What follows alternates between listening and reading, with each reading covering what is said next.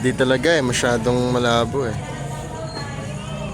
Mga patay, sumasampalataya ako sa Espiritu Santo, Panginoon at nagbibigay buhay, na nanggagaling sa Ama at sa Anak. Sinasamba siya at pinararangalan, kaisa ng Ama at ng Anak. Nagsalita siya sa pamamagitan ng mga propeta.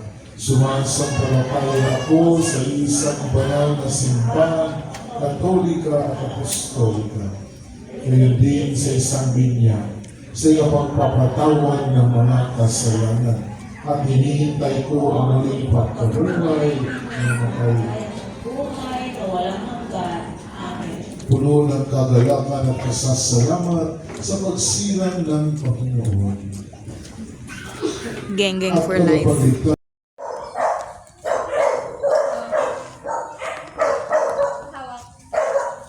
Wait, check mo. Tayo ba to?